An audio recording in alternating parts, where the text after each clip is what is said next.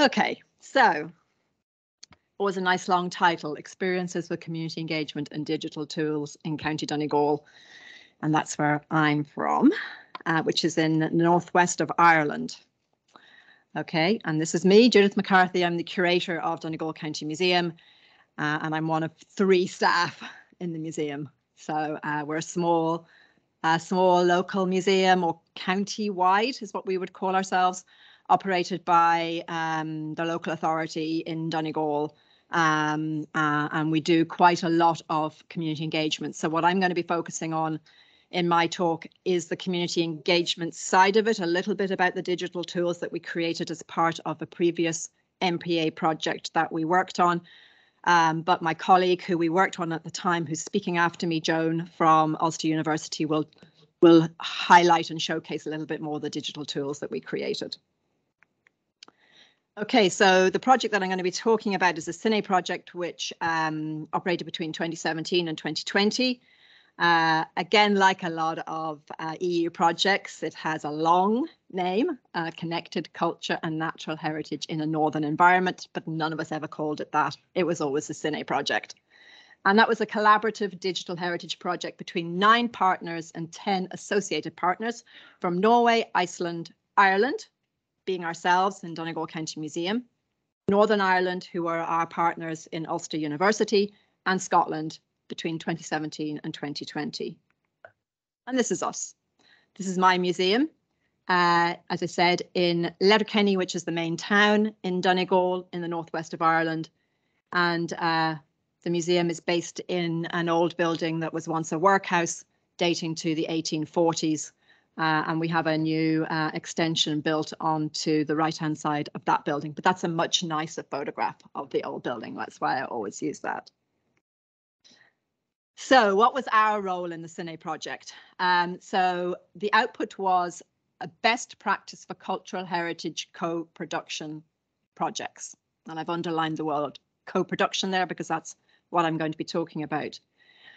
Our resources included best practice manuals, online resources, and training for cultural heritage co-production projects. And the aim was to enable organizations to build successful, community-based and sustainable projects which would empower local communities to record, research, preserve, and present their heritage using digital technologies.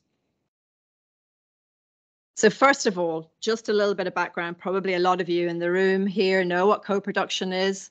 But just in case you don't, it's underpinned by the belief that outcomes are better if those concerned are involved. Co-production has become popular in other areas, say, for instance, in health and delivery of health services.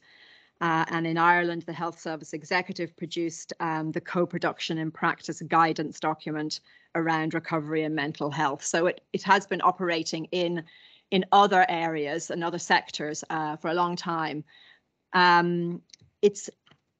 Co-production is about working together from the beginning with communities. It confers power to all of the participants, and the process is co-determined, and it means that projects are truly co-owned. We in museums tend to talk a lot about community engagement and about working with communities, but it's rarely co-production. And why should we co-produce? And this is again, and Kevin mentioned it earlier, this whole idea of co-creation, co-production, they're very similar. So it's to give voice and be responsive to the needs and interests of local communities, provide a place for community engagement and dialogue, and to develop skills that will support community goals. And that the whole idea is to encourage sustainability, because if communities are able to do the work and they're given the skills to do it, then the project is much more likely to be sustainable. So our first case study was in a place called Killybegs, which is in southwest Donegal. And as you can see from the image here, it's a fishing town. It's one of the biggest fishing towns in Ireland, basically. And we worked with a group called the Killybegs History and Heritage Group on a site called St. Catherine's Church and Graveyard. And they were a very small but enthusiastic group. And you'll see from the photograph there that they are actually a very small group, because 4 of the people in that photograph are working on the project, and the other people are the small group. And they had done quite a lot of previous research into the site. They had been working on this site for a long number of years, and so had gathered a lot of data. So what did we do with them? Well, we did quite a lot with the community, both in the community, in Killybegs, but also in our own museum delivering workshops. So we compiled a historical archive leveraging previous work and research. As I said, they had done a lot of research themselves already.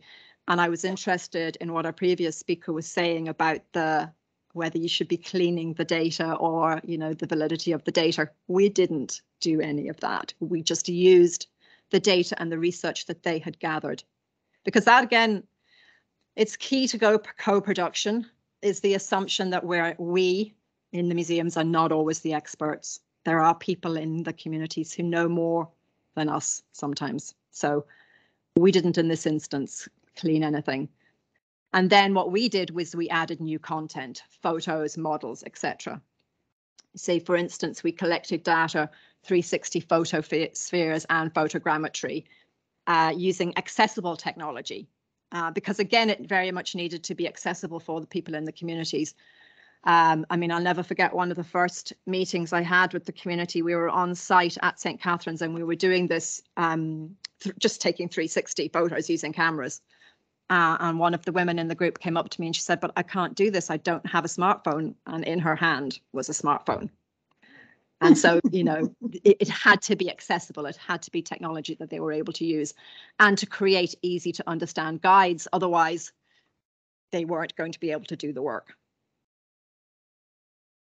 And our output was the virtual stcatherines.net. So this was a website where we gathered all of the data and research that we had collected. We created 3D models of the church and graveyard. We had 3D digitized artifacts. And then we had St. Catherine's VR, which was an immersive virtual reality experience. And this was a lot of the work that Ulster University did with us, because our expertise is not in the digital side, our expertise is on the community side. And so Joan will be talking a little bit more and showing you some of the material that we created. But there's always a but when you're working with communities. The case study had its challenges. The group were willing and committed, but very, very busy. When you're working with communities, a lot of the time they have other jobs. They're working full time sometimes. Or because they're committed community people, they're not just doing history and heritage projects. They might be involved with the Tidy Towns. They might be involved in an environmental project. They might be involved in their local sports club. So they were very busy. So it was hard to get their commitment to the project. And as I said, they were a very small group. And in fact, very sadly, we lost one of the members of the group from the beginning of the project to the end of the project. Also, key to co-production is we didn't begin at the beginning with them. We went in with some preconceived ideas and notions about what we wanted to do. So we didn't start at the beginning. So I was very conscious, because the whole point of what we were doing in the Cine project was to co-produce and to produce a best practice guide for co-production. As if we weren't actually doing that, then how were we going to produce the guide? So we started again and we went back and we did a second case study. We began at the beginning, or at least I like to think we began close to the beginning. And we appointed an experienced facilitator, someone who had worked in co-production over a number of years and was very experienced at working with communities and guiding communities. And we chose to work with a community on an island called Inch Island off the coast of Donegal. Now it's connected to the mainland by a causeway. So although it's called an island, you don't have to get to it by boat, you can drive to it. But it was a very compact community with its own history and heritage, which was separate in many ways to the history and heritage of maybe other parts of Donegal. And what did we do with them? So Guy, who was the name of the facilitator, he did some research before he started. So he researched the history and heritage of Inch himself, so that when he went to the community, he had some idea of what the history and heritage were. But what he did really, really well is he connected with the community. he physically went out and he knocked on doors and he met with as many people as he could living in that community on Inch Island. And he asked them what they wanted, how they wanted their history and heritage preserved, what the stories were that they wanted to tell. And this is one of the first meetings that we had in the community, in their community centre. And this is the number of people who came along, and they all came because Guy had gone and knocked on doors and he had spoken to them and he had explained and talked to them about the project and he had connected with them. He had listened to them and what they wanted. And then we began to gather photos, archives, and artifacts from the community, what they wanted to share with us, not what we knew about their history and heritage, because he, as I said, he had done some research, so he did understand, but it's what they wanted to tell us about their history and heritage. And the end result was a website called inchheritage.org, which you hopefully, I'm hoping, this is one of the challenges as well, but is still, you can still access it, which contained the images and the stories of that people told us. It was their stories. Some of them, some in their own words, some in our words, if they didn't want their words used. And we also produced a co-production guide, which you can find at coproductionguide.com, called Mehel, which in Irish means community, working together.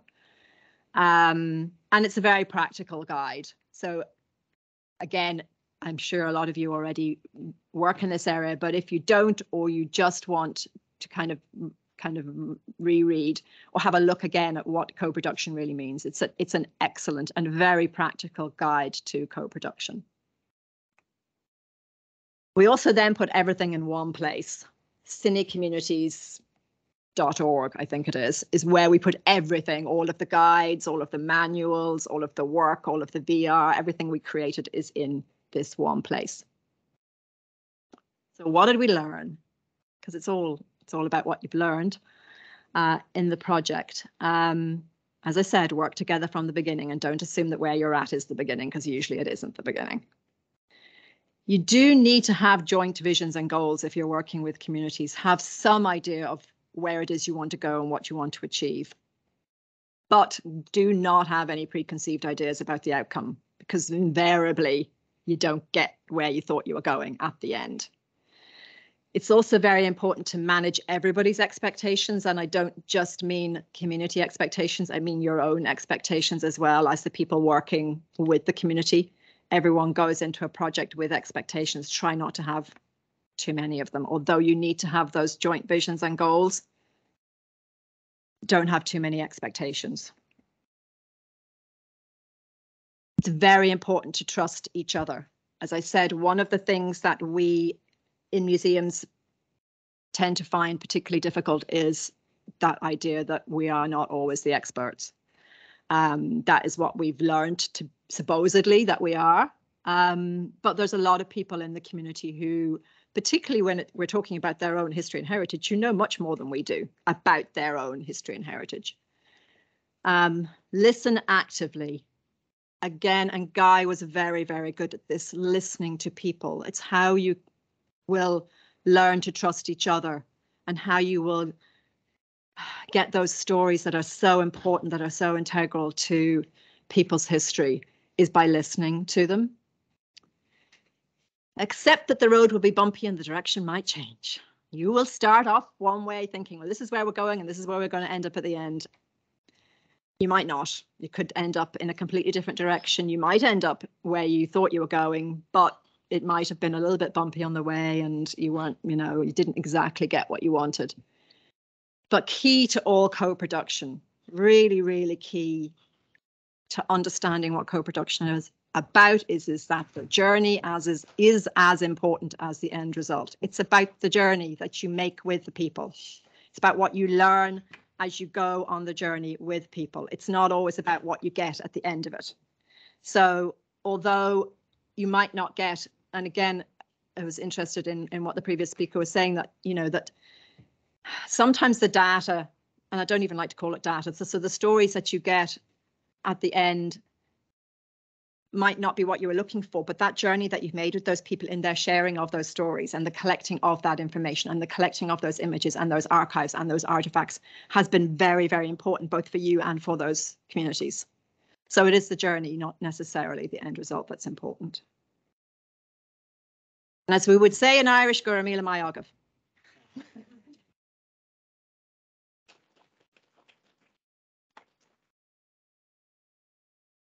Thank you so much. You can stay here for a while. I can leave the clicker and take the water. Because now they're sitting with a lot of interesting questions here, both in the chat, right? And people are here in the audience. What would you like to ask?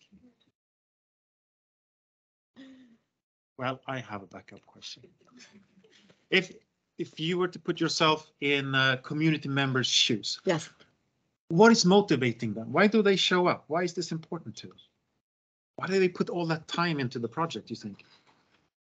A lot of it is it's because they feel passionately about whatever it is that they want to share with you or they want to talk to you about. It's often, well, we found over the years that in some instances, because nobody else has ever listened to them about it, nobody has wanted to know what it is that they have to say.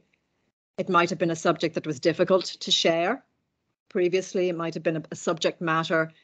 In our case, lots of subjects over the years have been very difficult for people to talk about, so they haven't had the opportunity to do it. So then this is their opportunity. Yeah. Good. Don't worry, if nobody has any questions, it's fine. And I'm here for the rest of the day. Question? I would comment. You said you don't like to call it data, you like to call it. Can you expand a little bit more? Data is a very cold way of talking. So I think there is data. There's definitely something that is data. I'm a historian, so data is like facts and figures.